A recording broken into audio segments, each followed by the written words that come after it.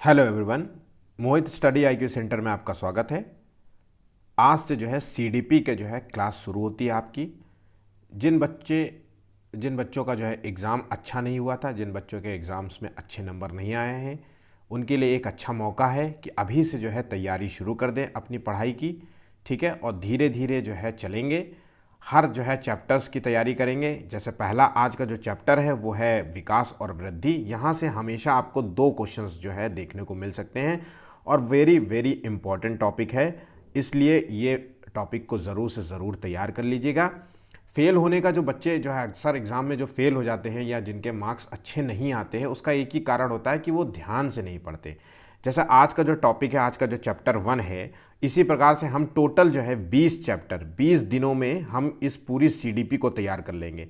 इसी प्रकार से हर दिन जो है आपको नए नए वीडियोस जो है मिलेंगे सीटेट से संबंधित, सीडीपी के संबंधित जो है, चाहे हिंदी पेडागोजी से संबंधित सभी प्रकार के यहाँ से आपको वीडियोस मिलेंगे। पेपर हम आपको डेली कराते हैं। हमारे प्रीवियस वीडियोस भी आप देख सकते हैं, वो भी आपके लिए बहुत बहुत फ़ायदेमंद होंगे। चलिए एक नए शुरू करते हैं, जिसका जो है अब आने वाला जो एग्ज़ाम होगा सीटेट का, वो है आपको दिसंबर और जनवरी में देखने को मिलेगा। दिसंबर के आखिरी लास्ट वीक में या जनवरी के स्टार्टिंग वीक में इसका एग्ज़ाम्स जो है अक्सर होते हैं। तो इसका जो है एग्ज़ाम बिल्कुल फिक्स्ड है कि होगा ही होगा, तो इसलिए आज से तैयारी शुरू कर दीजिए। मैं पहला वीडियो अपलोड कर रहा हूँ सीडीपी के संदर्भ में, सीटेट के संदर्भ में। तो पहला जो वीडियो है इसका नोट्स ज़रूर से ज़रूर बनाइए। आप नोट्स ज़रूर बनाइए। जो बातें मैं पढ़ा रहा हूँ उस बातों को जो है गौर से सुनिए। बहुत मैक्सिमम 30 मिनट का वीडियो है, 30 मिनट में आपका ये टॉपिक पूरी तरीके से तैयार करा दूंगा, ये मेरी गारंटी है। और इसके नोट्स बनाने से फ़ायदा ये होगा कि जब आप जो है एग्ज़ाम के आखिरी वक्त में जब आपको पढ़ना होगा तो इस तरीके के वीडियोस आपको देखने नहीं पड़ेंगे। पूरी तरीके से आपके पर्सनल नोट्स ही आपके काम करेंगे। जो जो मैं बातें बताऊंगा, जो बातें इसमें लिखी हुई हैं और जो बातें आपको पता है, उन सब को यहाँ पे आप नोट करिए और बाकायदा एक प्रॉपर नोट्स बनाइए। मैं शुरुआत से लेके अंत तक का जो है आपको जो है पूरी बता रहा हूँ। शुरुआत से लेके अंत तक मैं आपको पढ़ाऊँगा, फ्री ऑफ कॉस्ट, कुछ भी नहीं है। बस आप जो है हमारे साथ जुड़ जाइए और अपनी तैयारी को हमारे साथ जैसा जैसा मैं कहता जा रहा हूँ वैसा वैसा करते जाइए। 120 प्लस का हमारा शुरुआत से टारगेट रहता है।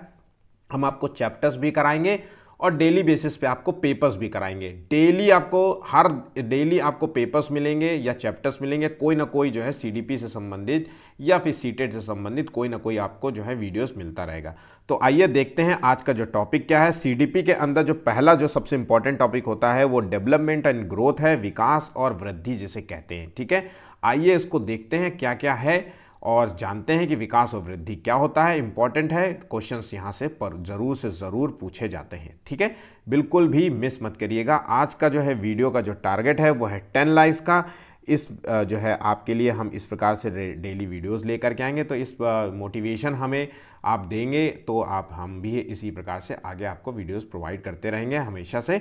तो चलिए शुरू करते हैं। वीडियो अगर पसंद आए तो प्लीज़ चैनल को लाइक और सब्सक्राइब ज़रूर कर लीजिए और अपने दोस्तों से शेयर करना बिल्कुल भी मत भूलिएगा ताकि वो भी इस वीडियो का लाभ ले सकें। तो चलिए शुरू करते हैं। पहला क्वेश्चन पहले देखिए टॉपिक क्या है। विकास और डेवलपमेंट है, तो देखिए विकास और वृद्धि है। तो देखिए विकास क्या होता है, हमको पता है कि विकास को हम जो कहते हैं वो है डेवलपमेंट। ठीक है, अब इसको पढ़ लेते हैं। जितना लिखा हुआ है बस इतना जानना है। अगर विकास को कहते हैं, विकास को एक ऐसी क्रमिक परिवर्तनों की, देखिए लाइन मैं लगा देता हूं, तो विकास को एक ऐसी क्रमिक परिवर्तनों की श्रृंखला के रूप में जाना जाता है जो व्यक्ति में नवीन विशेषताओं का विकास करे और पुरानी जो है विशेषताओं में संशोधन करे। तो कहने का मतलब है कि जो डेवलपमेंट होता है, ह्यूमन डेवलपमेंट होता है, वो एक ऐसी श्रृंखला है, मतलब एक जो है क्रमिक परिवर्तनों की श्रृंखला है। मतलब आज मान लीजिए आज का समय और आज से 5 साल का समय, आज के आगे जो है 5 साल के बाद जो है जो आपको परिवर्तन देखने को मिलते हैं उसी की बात कर रहा है, उसी को कहते हैं डेवलपमेंट। ठीक है, आज का समय और आने वाले 5 साल के बाद का जो समय होता है वही डेवलपमेंट कहलाता है। आज आपने क्या ग्रोथ किया, आज आपने क्या विकास किया और आगे आने वाले समय में आपने कितना कहां तक विकास किया है, इसी की बात कर रहा है कि परिवर्तन, क्रमिक परिवर्तनों की संख्या रूप में जाना जाता है विकास को। ठीक, पहली बात तो यहां पे समझ गए होंगे। जो व्यक्ति में, किसी व्यक्ति में जो है नवीन विशेषताओं का विकास करता है। अब जो है आज मान लीजिए, आज की बात करें, आज जो है आपने जो भी आपके गुण थे, जैसे आपके पास जो भी आज के संदर्भ में आज आपको नॉलेज था, आज से 5 साल के बाद या आज से 6 महीने के बाद, 1 साल के बाद, 4 साल के बाद जो आपके पास नॉलेज होगी उसी की बात कर रहा है कि जो आज जो है आपके पास नॉलेज है और आने वाले समय में जो आपको नॉलेज होगी उसमें जो है कहीं ना कहीं जो है बेटर मतलब आपको मिलेगा। मतलब आज पुरानी विशेषताओं में संशोधन हो जाएगा और उसकी जगह आपके पास एक नई जो है इन्फॉर्मेशन आ जाएगी, नई विशेषताएं आ जाएंगी, नए गुण डेवलप होंगे। तो इसी की बात कर रहा है। तो ठीक है, यहां पे आप चीज समझ गए होंगे। तो विकास एक क्रमिक परिवर्तनों की संख्या के रूप में जाना जाता है। तो यहां पे ये क्वेश्चन कई बार पूछा जाता है कि विकास क्या है। तो विकास एक क्रमिक परिवर्तनों की संख्या है, मतलब हम कह सकते हैं कि निरंतर चलने वाली प्रक्रिया है। निरंतर, ये शब्द हमेशा निरंतर जो है चलने वाली प्रक्रिया है। ठीक है, निरंतर चलने वाली प्रक्रिया के रूप में जाना जाता है, जिसमें हम पुरानी विशेषताओं, पुराने गुणों में संशोधन करते हैं और नए गुणों को प्राप्त करते हैं उसकी जगह। ठीक है, जैसे एक बच्चा है, अब इसको एग्जाम्पल के तौर पे देख लेते हैं। ओफो, जैसे एग्जाम्पल के तौर पे देखें, एक बच्चा है जिसको आज जो है 2 साल के वर्ष में उसे बोलना नहीं आता, उसे लिखना नहीं आता, लेकिन जैसे जैसे वो एज में बढ़ता गया, जैसे जैसे उसका विकास होता गया, डेवलपमेंट होता गया, शारीरिक डेवलपमेंट हो या मानसिक डेवलपमेंट हो, वैसे वैसे वो बोलना भी सीख गया और उसको जो है उसको लिखना भी सीख गया, उसकी राइटिंग स्किल्स भी सही हो गई। तो मतलब पुरानी जो विशेषता है, जो उसकी विशेषताएं हैं, उसमें संशोधन हो गया और उसकी जगह नई विशेषताएं उठ होगी। मतलब वो लिखना पढ़ना नहीं जानता था तो अब वो लिखने पढ़ने लग गया है। ठीक है, चलिए आगे बढ़ते हैं। विकास जो है जन्म से लेकर कब्र तक बिना रुके होता रहता है। ये इंपॉर्टेंट, बहुत बहुत इंपॉर्टेंट लाइन है। मतलब कहने का है कि विकास जो होता है, ह्यूमन जो डेवलपमेंट होता है, वो जन्म से प्रारंभ हो जाता है। मतलब विकास की प्रक्रिया कहां से शुरू होती है? जन्म से लेकर के शुरू हो जाती है और उसके मरने तक, कब्र तक, मतलब उसके मरने तक बिना रुके होता रहता है। तो इसलिए हम कह सकते हैं कि विकास जो है जन्म से शुरू होता है। उसके जन्म का मतलब है भ्रूण बनने से। जहां भ्रूण बना वहां से उसकी विकास की प्रक्रिया बनना शुरू हो गई और भ्रूण बनते ही उसके मरने तक उसकी विकास प्रक्रिया चलती रहती है, मतलब निरंतर चलती रहती है। आप ये लाइन दोनों को याद रखिएगा। मैं बार बार ये कहूंगा, निरंतर चलने वाली प्रक्रिया को ही विकास कहते हैं। ठीक है, और जन्म से लेके कब्र तक जो है चलने वाली प्रक्रिया को भी विकास कहते हैं। ठीक है, यहां पे आप चीजें समझ रहे होंगे, इस चीजों को बिल्कुल भी मिस मत करिएगा। आगे देखते हैं। विकास कभी समाप्त होने वाली प्रक्रिया है, कभी नहीं समाप्त होने वाली प्रक्रिया, मतलब ये निरंतर चलती रहती है। विकास कभी नहीं समाप्त होने वाली प्रक्रिया है जो कि निरंतर चलती रहती है। ये निरंतरता के सिद्धांत पर से संबंधित है। इसका मतलब है कि जन्म से लेकर के, जन्म से, यही कहना चाह रहा है कि जन्म से कब्र तक जो है ये चलती रहती है। इस तरीके से जो है ये लाइंस जो है बहुत इंपॉर्टेंट होती है, क्योंकि यही क्वेश्चंस के रूप में अक्सर पूछी जाती है। आपको कभी ये दे देगा लाइन, तो कभी विकास कभी समाप्त नहीं होने वाली प्रक्रिया दे देगा, कभी निरंतरता के सिद्धांत पे कार्य करती है ये दे देगा। इस तरीके से यहाँ आपको क्वेश्चंस देखने को मिलेंगे। ठीक है, तो यहाँ पे ये चीज़ों आपको बिल्कुल याद होनी चाहिए। जो मैंने आपको फैक्ट्स दिए हैं वो बिल्कुल रटे होने चाहिए। अब देखते हैं विकास है क्या। तो विकास केवल शारीरिक वृद्धि को नहीं दर्शाता। मतलब हम डेवलपमेंट की बात करें तो हम ये नहीं कह सकते कि आपका शरीर जो है अब बड़ा हो रहा है, आज आपका हाइट बढ़ रही है या आकार में बड़े हो रहे हैं, लंबे चौड़े हो रहे हैं, केवल शारीरिक रूप से, इसको नहीं कहते। बल्कि शरीर के साथ साथ आपका मानसिक विकास भी हो रहा है, सामाजिक विकास हो रहा है, सोशल डेवलपमेंट भी हो रहा है और संवेगात्मक विकास भी हो रहा है। इन सभी परिवर्तनों को भी हम विकास के रूप में जानते हैं। तो यहाँ पे याद रखिएगा, विकास को हम शारीरिक पक्ष के रूप में नहीं देखते, शारीरिक पक्ष के साथ साथ मानसिक पक्ष भी, इमोशनल पक्ष में भी देखते हैं, मेंटल जो है डेवलपमेंट के रूप में देखते हैं, सोशल डेवलपमेंट के रूप में देखते हैं, इमोशनल डेवलपमेंट के रूप में देखते हैं, मैच्योरिटी के रूप में देखते हैं। ये सभी के रूप में देखा जाता है। यार ध्यान रखिएगा, बहुत बहुत इंपॉर्टेंट लाइन है। इस लाइन को भी आप समझ लीजिए। भाई कोई भी व्यक्ति होगा, किसी व्यक्ति का जो है डेवलपमेंट होगा, जबकि डेवलपमेंट मैंने आपसे बताया कि जन्म से लेकर कब्र तक होता है। तो अगर जन्म से लेकर के कब्र तक कोई व्यक्ति जा रहा है, मान लीजिए आज के समय में, आज वो पैदा हुआ, आज से 5 साल बाद उसका शरीर भी बढ़ा, उसका मानसिक क्रियाएं भी बढ़ी, है ना, वो सामाजिक रूप से भी जो है सक्षम हुआ, अलग तरीके से उसका बोलचाल अलग बैठा, संवेगात्मक, कभी जो है जैसे जो है 0 से 2 साल का बच्चा जो है बात बात पे रोने लगता है, और जो है किशोरावस्था वाला लड़का जो है बड़ा गुस्सैल प्रकृति का हो सकता है, दबाव में रहता है, हार्मोनल चेंजेस हो रहते हैं, तो संवेगात्मक जो है परिवर्तन रहता है। और जैसे बुढ़ापे में यंग एज का लड़का, उसके संवेग देखिए, इमोशंस देखिए, और जैसे बुजुर्ग होता है उसका संवेग और इमोशंस देखिए। तो इन सभी के परिवर्तनों की बात हो रही है, तो इसी को कहते हैं डेवलपमेंट। ठीक है, चलिए आगे बढ़ते हैं। बच्चों के विकास की प्रक्रिया में होने वाले परिवर्तन जो है वंशानुक्रम और वातावरण दोनों का परिणाम होता है। मोस्ट इंपॉर्टेंट टैगलाइन देखिए, जो डेवलपमेंट होता है वो डिपेंड करता है हेरिडिटी एंड इन्वायरमेंट की परस्पर अंतःक्रिया से जो है व्यक्ति का जो है डेवलपमेंट होता है। अब इस कॉन्सेप्ट को समझ लेते हैं। अक्सर जो है ज़्यादातर इन बच्चों को जो है ये चीज़ें पता होंगी, लेकिन फिर भी आपको सुनना चाहिए। देखिए, जो व्यक्ति का जो डेवलपमेंट होता है, जब उसका विकास हो रहा होता है, जन्म से लेके कब्र तक की प्रक्रिया तक जाने तक जो है उसका विकास ही चलता रहता है।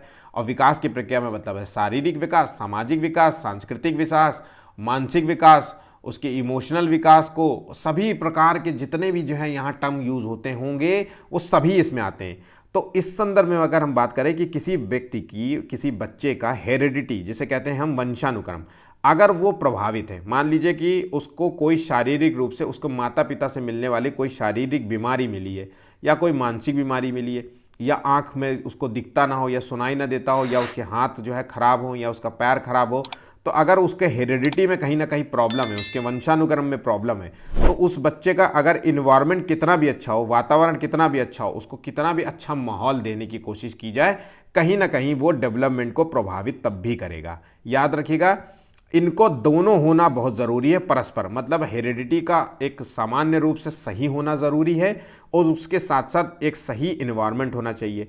अगर मान लीजिए हेरिडिटी में कोई प्रॉब्लम नहीं है, व्यक्ति बिल्कुल सामान्य, हम और आप जैसे हैं, बिल्कुल कोई भी आनुवांशिकता संबंधित कोई रोग नहीं है, कोई बीमारी नहीं है, कोई किसी प्रकार की कोई प्रॉब्लम नहीं है, लेकिन इस संदर्भ में अगर हमारा इन्वायरमेंट, हमारा आसपास का रहन सहन, हमारे आसपास के लोग अच्छे ना हो, हमारा जो है हम चोरों उचक्कों के बीच में रहते हों, है ना, इस तरीके से चीज़ें रह रहे हों, तो कहीं ना कहीं हमारा जो है डेवलपमेंट तब भी प्रभावित होगा। तो याद रखिएगा, डेवलपमेंट जो है दोनों की अंतःक्रिया से संबंधित है, इसलिए दोनों का अच्छा होना बहुत ज़रूरी है।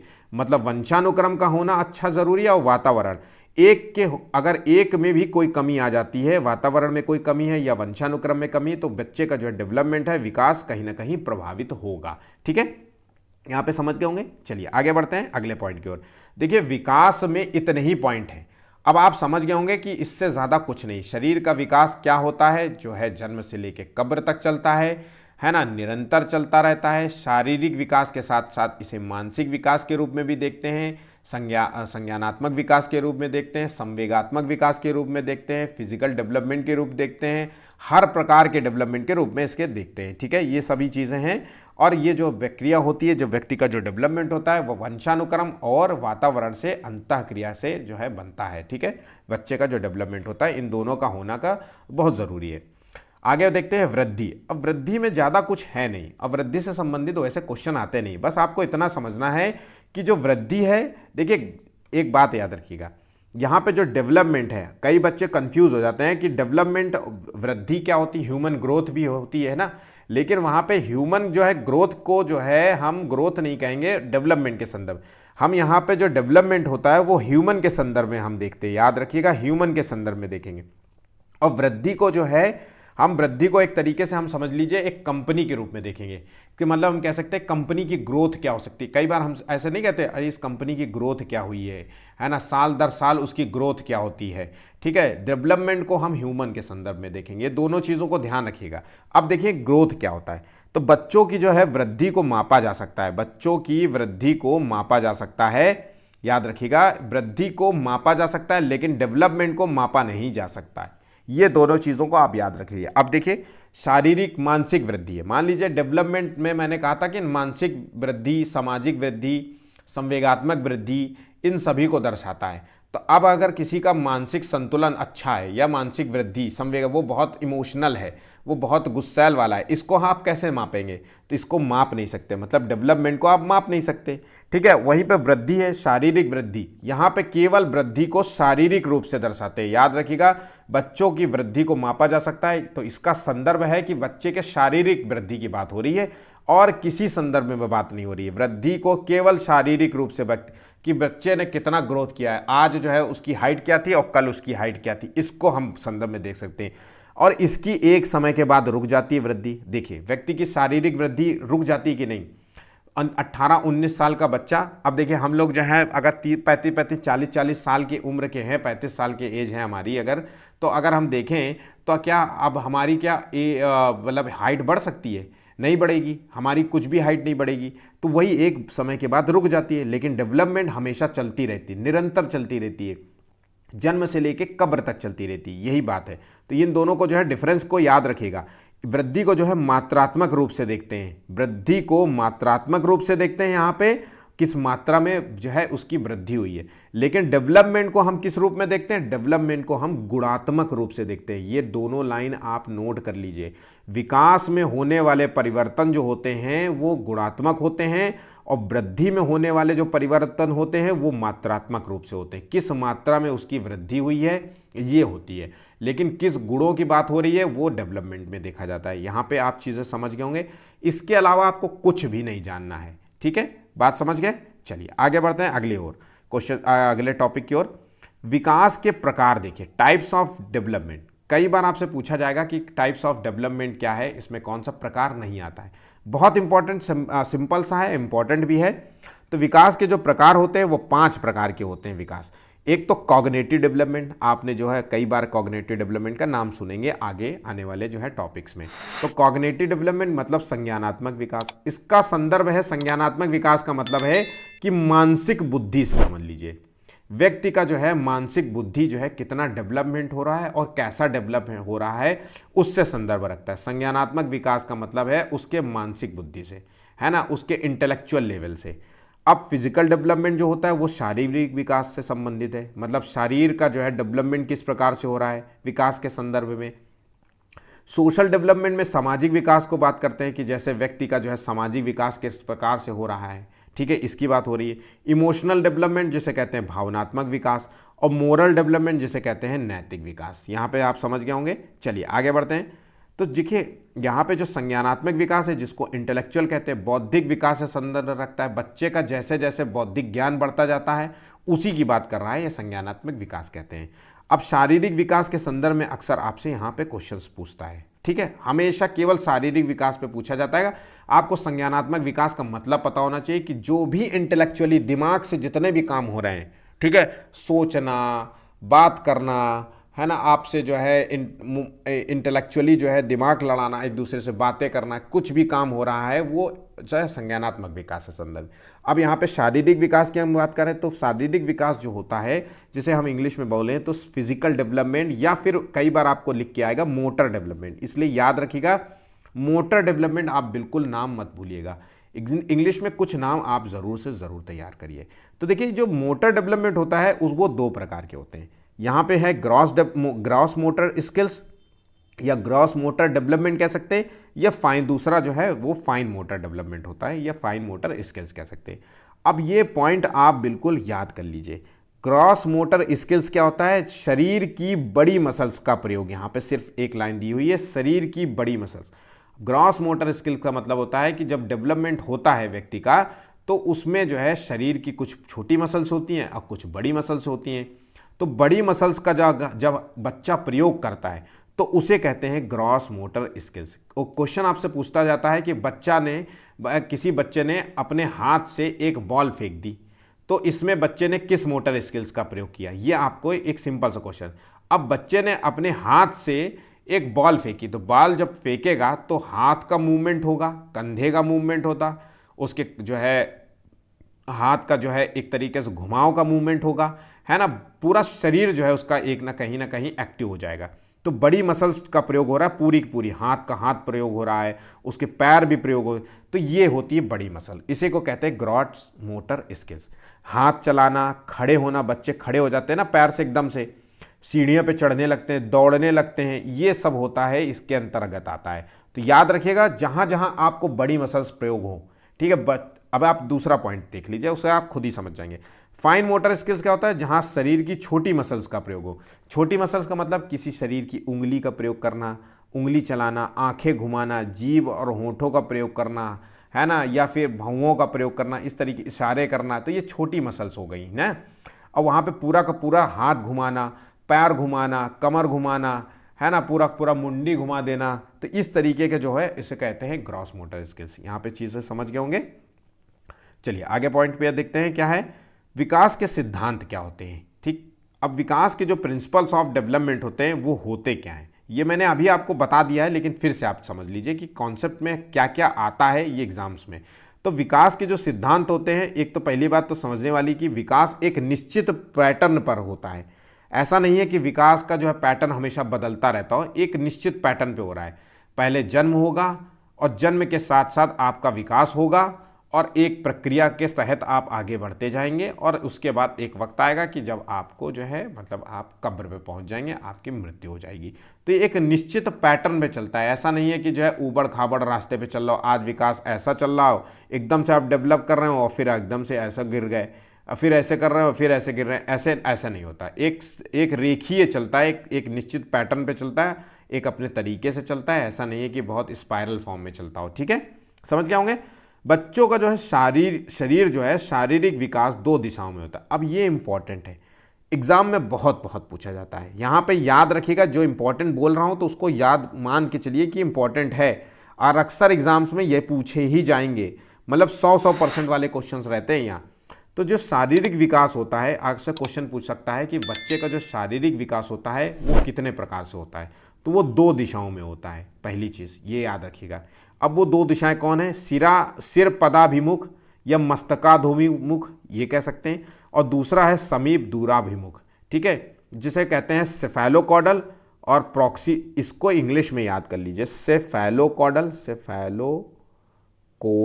ठीक है, और जो है सेफेलोकोडल और ये है प्रॉक्सीमोडिस्टल, प्रॉक्सीमोडिस्टल।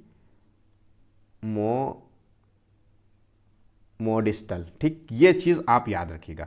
तो सिरा पदाभिमुख जो होता है या मस्तकाभिमुख होता है, इस क्रम में जो शारीरिक विकास होता है सिर से पैर की ओर होता है। बस इतना याद रखना है, सिरा पदा मतलब सिर से पैर की ओर। ठीक है, इसमें पहले जो बच्चे का जो है मस्तिष्क का डेवलपमेंट होता है, मतलब सर का जो विकास होता है, सबसे पहले सर डेवलप होगा, उसके बाद धीरे धीरे जो है उसकी भुजाएं और अन्य इंद्रियों का विकास होगा, सारे बाकी जो है अन्य शरीर के जो है अंगों का विकास होगा। ये हो कहने का मतलब है।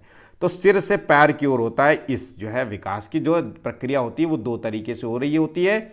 एक तो सिर से पैर की ओर हो रही होती है और उसके बाद जो है समीप दूराभिमुख, इस क्रम में शरीर का जो है विकास होता है वो मध्य भाग से होकर के शुरू करते वो बाहर की ओर होता है। मतलब शरीर का जो हिस्सा होता है, पहले तो शरीर बनेगा, फिर मध्य भाग में जो जो डेवलपमेंट, पहले हार्ट, फिर बनेगा हार्ट हो गया है ना, फिर उसके जो अन्य अंग डेवलप होने लगेंगे, रीढ़ की हड्डी हो गई, जैसे हार्ट हो गया, लंग्स हो गए, इस तरीके से कह रहा है। ठीक है, तो याद रखिएगा, शरीर समीप दूराभिमुख का मतलब है कि मध्य भाग से शुरू होकर के शरीर का जो अंग होता है यहाँ से मध्य भाग से शुरू होकर के बाहर की ओर चलने लगता है। वहीं पे जो है यहाँ पे जो है वो सिर से पैर की ओर होता है, ऊपर से नीचे की ओर होता है। ठीक है, विकास जो है सामान्य से विशिष्ट की ओर होता है। तो विकास जो है हम सभी को पता है कि विकास जो है सामान्य से विशिष्ट की ओर होता है। नेक्स्ट पॉइंट देखिए, विकास के क्रम में प्रत्येक बालक की जो विकास दर होती है वो सामान्य नहीं होती है, उसमें व्यक्तिगत विभिन्नताएं पाई जाती है। अब मतलब कोई भी बच्चा का जो डेवलपमेंट होता है, हर प्रत्येक बच्चे का जो डेवलपमेंट होता है वो अलग अलग होता है। ऐसा नहीं है कि हर बच्चे का डेवलपमेंट एक ही दर से हो रहा होता है, भले ही चाहे उसके माता पिता ही क्यों एक ना हो। जैसे कई बार आपने देखा होगा, एक माता पिता से जन्मे जो बच्चे होते हैं, मान लीजिए ये 2 बच्चे हैं, 2 भाई हैं या भाई बहन ले लीजिए, सेम खाना खा रहे हैं, सेम हवा ले रहे हैं, सेम रहन सहन है, सेम पहनावा है, सेम घूमने जाते हैं, सब कुछ सेम है दोनों भाइयों का।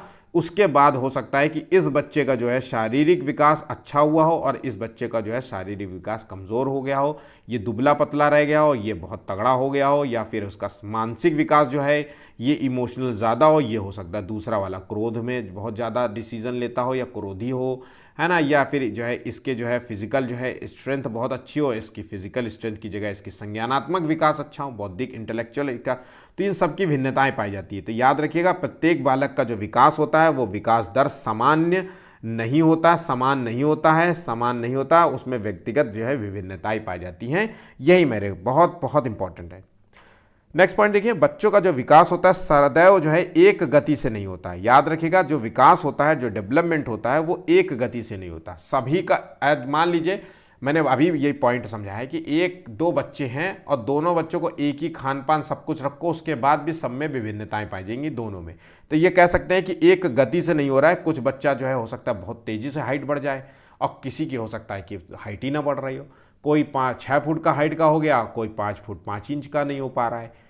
तो हो सकता है कि सबकी एक अपनी गति है, सबकी अपनी अपनी गति है, सबका अपना अपना विकास की एक पैटर्न होता है, सबका अपना अपना विकास है ना, सबकी अपनी शारीरिक और मानसिक और सामाजिक और सांस्कृतिक और जो है संवेगात्मक ग्रोथ है। तो ये निरंतर हमेशा इनमें उतार चढ़ाव होते रहते हैं, ठीक है, हमेशा उतार चढ़ाव आपको देखने को मिलेगा, ठीक है, बच्चों के विकास के संदर्भ में। यहाँ पे ये पॉइंट भी आपको नोट कर लेना है। आगे बढ़ते हैं अगले क्वेश्चन, अगले टॉपिक की ओर। विकास की जो है विभिन्न अवस्थाएं कौन कौन सी है, बहुत बहुत इंपॉर्टेंट है, मोस्ट इंपॉर्टेंट है, तो इस चीज़ को याद रखिएगा, ठीक है। विकास की जो अवस्थाएं होती है, एक तो पहली बात तो गर्भावस्था होती है, जब मतलब गर्भ में बच्चा आता है, जिसे कहते हैं प्री नैटल पीरियड, हमेशा इसको याद रखिएगा, इंग्लिश में कहते हैं प्री नैटल पीरियड। जो गर्भावस्था होता है ये 40 वीक का होता है, मतलब जब गर्भ में जो बच्चा बन रहा होता है वो 9 महीने का जो दिन होता है वो इसी को कहते हैं गर्भावस्था वाला टाइम पीरियड। ये 280 डेज लिख लीजिए या फिर 900 जो है 40 वीक कह लीजिए, ये दोनों को जो है याद रखिएगा, एग्जाम में आपसे पूछ लेता है, ठीक है।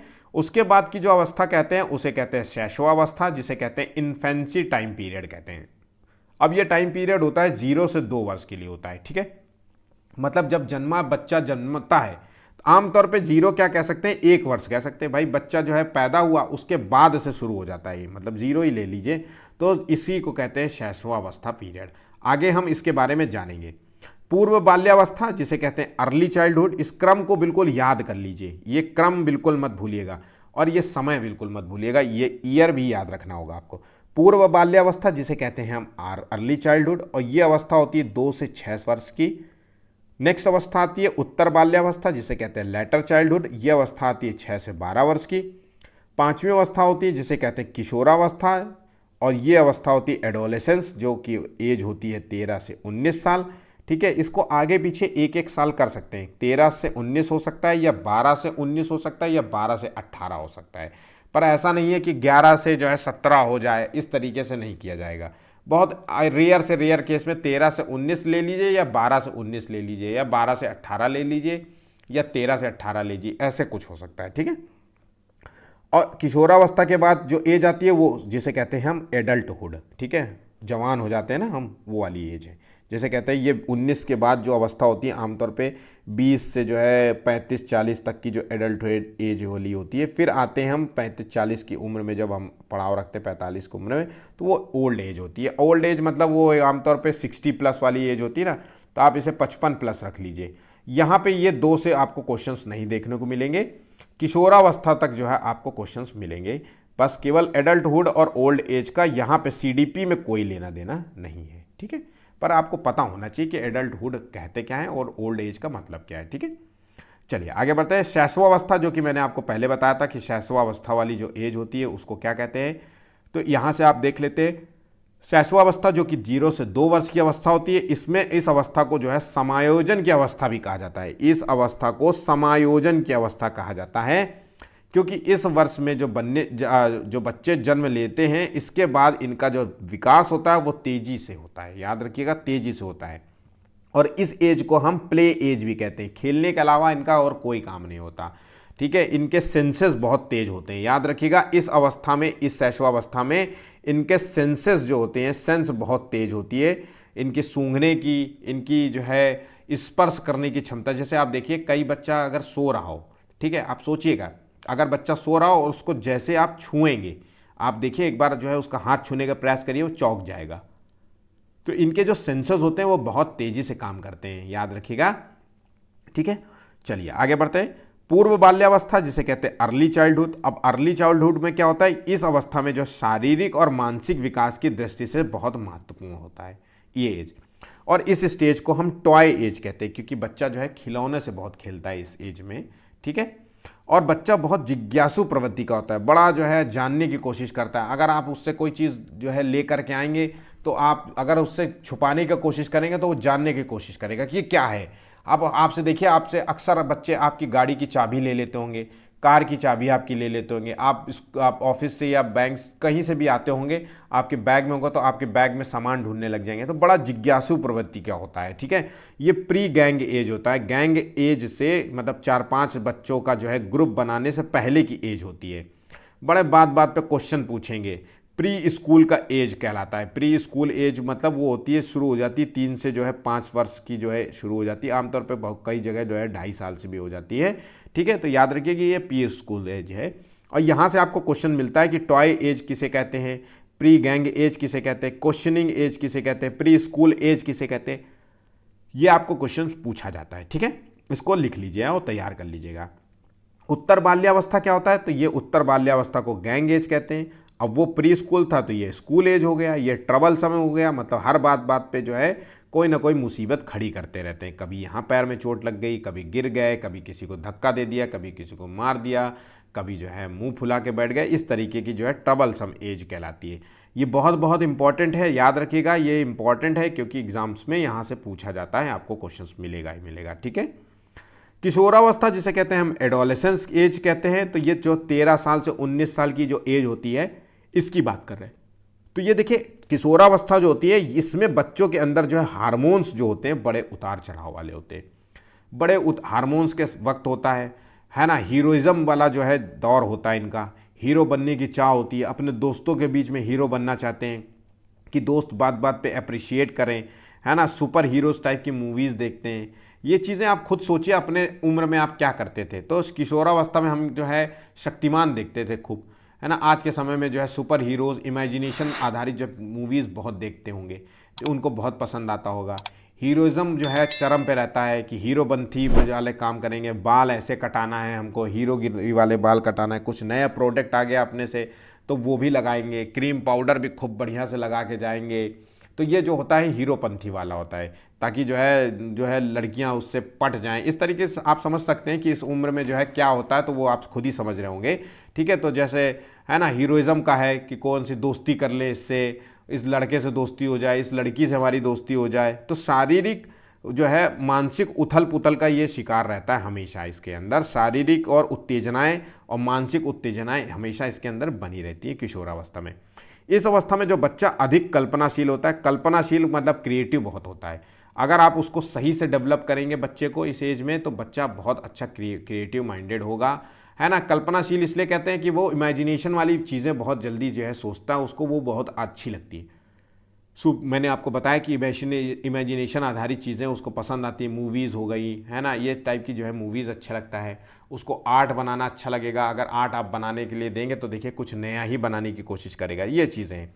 इस अवस्था में जो है सामाजिक अस्थिरता बड़ी होती है। कि सामाजिक अस्थिरता का मतलब है कि बच्चों से कह दीजिए अरे जो है बुआ आ रही हैं या चाची आ रही हैं या जो है मामा आ रहे हैं, तो इसको कोई मतलब नहीं है सच में, ये भागने का। अगर इसके 4 दोस्त आ गए, इसने कहा कि अरे आओ खेल ले, तो ये भाग के ही जाएगा खेल ले। इसको इससे मतलब नहीं कि कौन आ रहा है कौन नहीं आ रहा है। इससे जब बताओगे अरे जल्दी जो देखो मौसी आई है बेटा, मौसी के पैर छुओ, तो तब वो छू लेगा पैर, नहीं तो भाग लेगा वो। तो ये इस तरीके जो सामाजिक अस्थिरता इस एज में होती है। ठीक है, ये चीज़ आप ध्यान रखिएगा। ये सारी चीज़ों को देखिए सोच करके पढ़ा करिए, ऐसा नहीं कि पढ़ना है। आप सोचेंगे तो आप खुद समझेंगे कि मैं इस एज में कैसा था। ठीक है, अपने आप को ज़्यादा बस महान न दर्शाना, कोशिश करना कि आप सोचें कि अरे मैं तो बहुत अच्छा लड़का था। इस तरीके से हार्मोन्स चेंजेस आपके अंदर भी हुए होंगे, सामाजिक और मानसिक जो है उथल पुथल आपके अंदर भी होगी। आपको भी जो है लड़का होगा तो लड़की के लिए उसके अंदर कुछ भावनाएं जागृत होंगी, इमोशनल जो है इंटेलिजेंस जो है वो बढ़ेगा, कहीं ना कहीं डेवलपमेंट जो होगा। या लड़की के अंदर लड़के के प्रति जो है उसकी दोस्ती, इसकी दोस्ती, मेरी दोस्ती, तेरी दोस्ती, ये वाला जो है कंटेंट उसके अंदर आया ही आया होगा, है ना। जो इमेजिनेशन पर आधारित चीज़ें होगा, बड़ा ख्याली पुलाव पकाने वाला होगा, बात बात पे जाने क्या सोचता रहेगा। मूवीज़ इस टाइप की बड़ी अच्छी लगेगी। लड़कियां होंगी तो उनको जो भी पसंद होगा इमेजिनेशन में कि मुझे मतलब मुझे ऐसा जो है मेकअप करवाना है, या मुझे इस तरीके के बाल अच्छे लगते हैं, या मैं इस तरीके की नेल पॉलिश पेंट लगाऊंगी। ये चीज़ें होती है। सामाजिक स्थिरता रहती है कि जब तक मम्मी पापा ये ना कहें कि सुबह उठ के पैर छू करके जाया करो, इस तरीके से खाया करो, है ना, दूसरे के घर में ना जाया करो, दूसरे घर में ईंटा नहीं फेंकते, दूसरे घर में, तो असामाजिक अस्थिरता उस समय भी रहती। तो ये चीज़ें हैं। ठीक है, अगला पॉइंट है देखिए स्टैनले हॉल का संदर्भ में, ये बहुत बहुत इंपॉर्टेंट है। ये आपको कोट आपको मिलता है। देखिए किशोरावस्था के संदर्भ में है कि किशोरावस्था एक तनाव और तूफान की अवस्था। ये क्वेश्चन आपको आता है कि किसने कहा था कि किशोरावस्था एक तनाव और तूफान की अवस्था है। तो ये जो कहा था ये स्टैनले हॉल ने कहा था, याद रखिएगा, स्टैनले हॉल ने कहा था। ये बहुत बहुत है। या फिर आपसे पूछ सकता है कि स्टैनली हॉल का जो कथन था कि तनाव और किस एज ग्रुप को उन्होंने तनाव और तूफान की अवस्था कहा था, तो ये आपको बताना है कि किशोरावस्था जो एज है उसको तनाव और तूफान की अवस्था कहा था। इंग्लिश में याद कर लीजिए, adolescence is the age of stress and storm. याद रखिएगा, स्ट्रेस एंड स्टॉर्म का एज कौन सा है? किशोरावस्था। किसने कहा था? स्टैनले हॉल ने कहा था। ये पॉइंट आप याद कर लीजिए। चलिए आगे बढ़ते हैं। अब विकास को प्रभावित होने वाले कारक कौन से, ऐसे कौन से कारक हैं जिससे व्यक्ति का जो डेवलपमेंट होता है, शारीरिक, मानसिक, उसका संज्ञानात्मक, उसका संवेगात्मक जो है, ये डेवलपमेंट प्रभावित होगा। तो देखिए, पहले तो आपको मैंने पहले ही बताया था कि वंशानुक्रम बहुत बहुत इंपॉर्टेंट। ये दो तो इतने इंपॉर्टेंट है कि ये भी व्यक्ति के जो है बच्चे के जो है डेवलपमेंट को प्रभावित करते हैं। तो वंशानुक्रम कैसे प्रभावित करेगा इसको जान लेते हैं। तो अगर किसी के माता पिता के जो है कोई शारीरिक और मानसिक रोग है और वो बच्चे के अंदर आते हैं, ठीक है, जो कि आएगा ही आएगा, ठीक है, तो अगर वो बच्चे के अंदर आते हैं तो कहीं ना कहीं उसके डेवलपमेंट को प्रभावित करेंगे। अब बच्चे का जो है वातावरण, आसपास का माहौल अच्छा नहीं है, वो लोगों के बीच में अच्छा उठता बैठता नहीं है, या चोर उचक्कों के बीच में उठता बैठता है ना, गाली गलौज करने वाले परिवार के बीच में रहता है या दोस्तों के बीच में रहता है, जहाँ घर में हर वक्त लड़ाई रहती है, लड़ाई करते रहते हैं माता पिता, तो उसका जो वातावरण है अच्छा नहीं है, तो उसका कहीं ना कहीं जो है डेवलपमेंट उसका भी प्रभावित होगा। ठीक है, अब देख लेते हैं सांस्कृतिक वातावरण भी व्यक्ति के जो है डेवलपमेंट को प्रभावित करता है। कैसे? अब मान लीजिए कि आप हिंदू धर्म में पैदा हुए हैं, तो हिंदू धर्म में आपका जो है सांस्कृतिक वातावरण है वो अलग तरीके से है। आप मुसलमान परिवार में पैदा हुए हैं तो आपका जो सांस्कृतिक वातावरण है वो अलग तरीके से हुआ है। यहाँ पे मान लीजिए हो सकता है कि आप ब्राह्मण परिवार में हो तो आपसे कहा जा रहा है कि चिकन नहीं खाना है, मटन नहीं खाना होता है, इससे धर्म भ्रष्ट होता है। यहाँ पे मुस्लिम परिवार वाले से कहा जा रहा है कि चिकन और मटन क्या होता है, इसके नहीं खाओगे तो कैसे चलेगा। तो ये चीज़ें हैं। तो सांस्कृतिक वातावरण इनके जो है अलग अलग जो है त्यौहार हैं, हमारे अलग हैं, इनके मुसलमान भाइयों के जो है अलग हैं, तो ये भी चीज़ें देखनी होंगी। तो यह सांस्कृतिक वातावरण भी कहीं ना कहीं जो है इनके विकास को प्रभावित करता है। अब शरीर का जो आहार है, जो आप फूड लेते हैं, जो आपका खान पान है, वो भी कहीं ना कहीं आपके विकास को, क्योंकि विकास तो शारीरिक विकास ही नहीं है, वहाँ पे मानसिक विकास है। तो इसलिए कहा नहीं जाता कि भूखे पेट भजन ना होए। तो अगर आप भूखे हैं, खाली पेट हैं, तो आपको अगर कोई कहे कि पढ़ाई करिए तो पढ़ाई कहाँ से करोगे? जब आपको भूख लग रही है तो पहले खाना दो, फिर उसके बाद पढ़ाई अढ़ाई की बात करो। तो इसीलिए आहार भी कहीं ना कहीं बच्चे के विकास को प्रभावित करेगा। ठीक है, शरीर में किसी प्रकार का रोग हो जाए तो कहीं ना कहीं विकास प्रभावित होगा। अंतःस्रावी ग्रंथियाँ जो होती है वो भी विकास के जो है चीज़ों को प्रभावित करती हैं। और बुद्धि जो है, बुद्धि अच्छी है, सही है, कमज़ोर है, इस तरीके की चीज़ें भी विकास को प्रभावित करने वाले कारक कहलाते हैं। ये पॉइंट आप याद कर लीजिएगा। अब देखिए, यहाँ पे आपको मैंने यहाँ तक जो है विकास और डेवलपमेंट सब खत्म कर दिया, मतलब टॉपिक जो है वो कंप्लीट हो चुका है। ठीक है, अब आप यहाँ पे समझ लीजिए कि 2 नंबर आपके हमेशा के लिए क्लियर हो गए। अब जब भी क्वेश्चन आएंगे यहाँ से आपको क्वेश्चंस एक तो पहली बात मिलेंगे और चांसेस है कि 2 क्वेश्चंस आपसे पूछे जाएंगे। और जब यह 2 क्वेश्चंस पूछे जाएंगे तो इसके अलावा आपसे कुछ नहीं पूछेगा। अब आपसे देखते हैं हम क्वेश्चन सॉल्व करते हैं, तब हमको खुद ही पता चल जाएगा कि हम क्या सही से तैयारी कर पाए कि नहीं। तो देखिए, विकास कभी न समाप्त होने वाली प्रक्रिया है। ये विचार किस संबंध में है, संबंध के लिए है या संदर्भ में है? तो विकास कभी न समाप्त होने वाली प्रक्रिया, मतलब जन्म से शुरू होती है और उसके कब्र तक चलती है, मतलब निरंतर चलती रहती है। तो ये निरंतरता के सिद्धांत पे कार्य करती है। ठीक है, यहाँ पे समझ गए होंगे। आगे बढ़ते हैं।